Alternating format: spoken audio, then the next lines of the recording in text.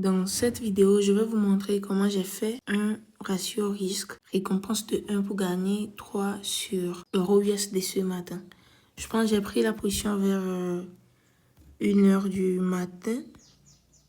Voilà, vers minuit, je vais dire. Après, le prix a chuté, a touché l'objectif vers 7h comme ça.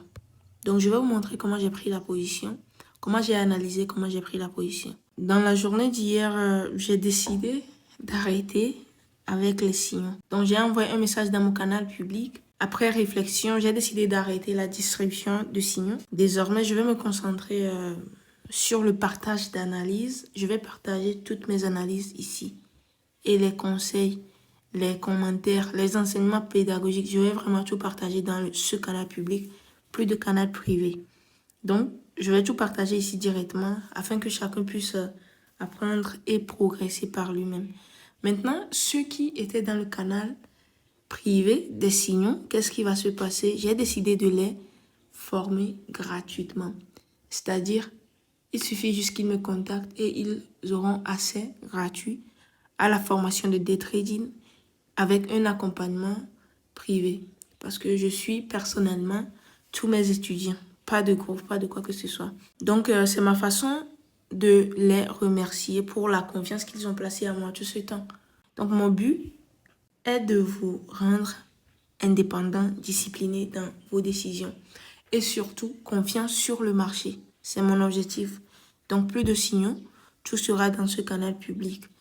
Maintenant, pour ceux qui veulent suivre la formation, cliquez dans le lien qui se trouve dans la description de cette vidéo. Donc là, on va aller sur le graphique. Je vais vous montrer comment j'ai procédé à la prise de position. Et même ce matin, j'ai décidé de payer un compte challenge de 100 000 $. Et sur ce compte challenge, je vais vous montrer tout ce que je fais. Mes analyses, mes profits, mes pertes. Et même avant de commencer, je vais vous parler de ma stratégie que je vais utiliser. La stratégie pour mon système de trading. Donc l'objectif de ce challenge est de vous montrer si vous respectez le processus, la stratégie. Du moment où vous avez un système de trading solide, je vous promets que vous serez gagnant sur le marché. Ce n'est rien de compliqué en trading, il n'y a même pas de secret. Tu dois avoir une stratégie solide, un système de trading solide. La stratégie de trading vous montre quand entrer sur le marché. Mais le système de trading vous montre comment gérer et sortir de la position. Ça vous offre une protection du capital et de votre mental. Moi, la protection du mental est très importante pour moi parce que ça vous permet vraiment de ne pas déconner sur le marché. Donc voilà, le challenge. Je vais payer le compte d'ici là, je vais tout vous partager et on va commencer avec ça. Donc, on va aller sur le graphique. Là, on est sur le graphique. Je vais vous montrer comment j'ai procédé à l'analyse. Déjà, on commence l'analyse sur 1 heure. Sur 1 heure, vous pouvez voir que c'est une tendance haussière. J'avais analysé, j'ai dit c'est une tendance haussière qui est entrée dans une phase de consolidation. Là, je trace mon dernier haut confirmé.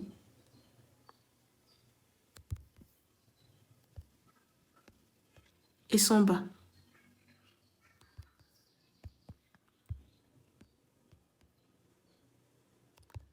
Donc là, je sais que je suis dans une tendance neutre, mais avec de grandes structures.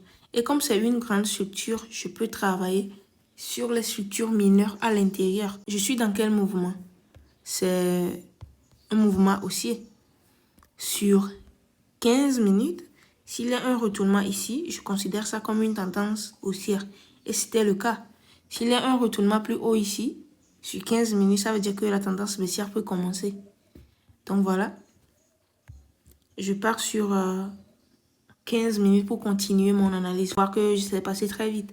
C'est parce que c'est très simple et je comprends ce que je fais, voilà. Donc sur 15 minutes, comme je l'ai dit, c'est la même chose. C'est juste ce que j'ai dit. J'ai montré une structure de retournement ici.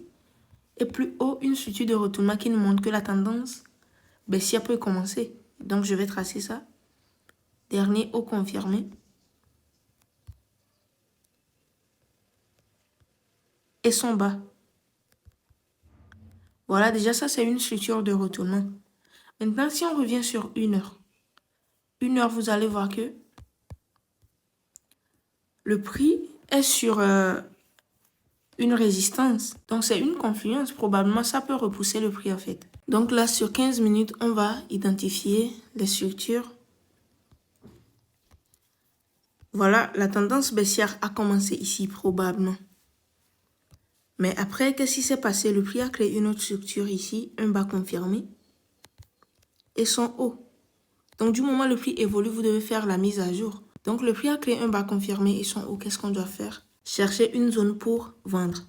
Donc la zone sera où? Juste ici. Donc c'est ça ma zone pour vendre.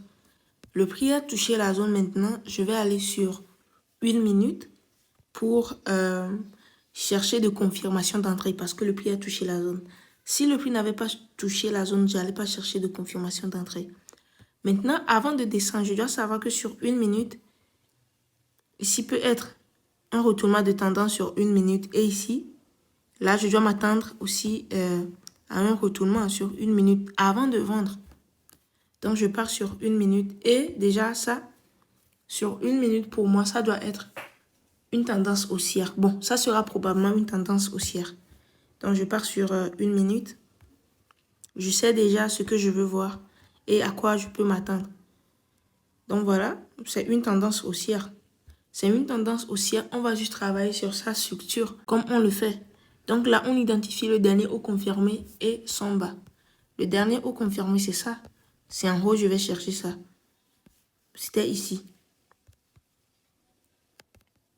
Le dernier haut confirmé et son bas. Après, qu'est-ce qui s'est passé? Vous pouvez voir que le prix a fait une bonne cassure.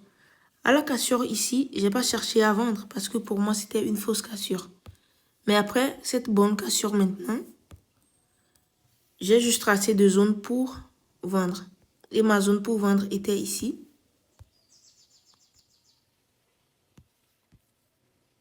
Voilà, ma zone pour vendre était ici. Après, le prix est revenu sur la zone. Donc, le prix est revenu sur la zone. Je ne vais pas vendre directement, mais il me faut une confirmation de bougie qui montre que là, maintenant, les vendeurs veulent prendre le dessus sur le marché. Donc là, ma confirmation d'entrée, c'est quoi? Il me faut une bougie. Il faut qu'une bougie dépasse ce niveau. Et maintenant, je peux faire mon entrée. Donc voilà. Après, il y a eu cette bougie. Cette bougie a dépassé déjà le niveau. Et j'ai fait mon entrée quelque part là. Maintenant, j'ai trouvé mon entrée. Je dois chercher le niveau d'invalidation de mon analyse.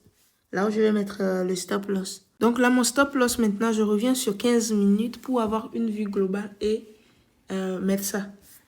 Le stop loss, normalement, doit être en haut de cette zone. Parce que quoi? Sur 1 minute, il y aura toujours des mouvements bizarres. Et le prix peut toujours monter, créer une autre structure avant de se retourner. C'est-à-dire juste que le prix peut aller toucher cette zone, faire des mouvements ici. Même peut-être une fausse cassure avant de chuter. Donc ça veut dire que je connais les scénarios possibles. C'est comme ça que vous devez faire avant de chercher à placer un stop loss. C'est que, qu'est-ce que le prix peut faire? Vous ne devez pas vous dire que le prix va juste chuter directement et vous vous basez sur ça pour mettre le stop loss ou tes profits. Non. Vous devez voir vraiment les scénarios possibles pour que le prix ne vous fasse pas sortir de la position avant de revenir dans votre direction. Ça fait deux risques et c'est un truc qui fait mal.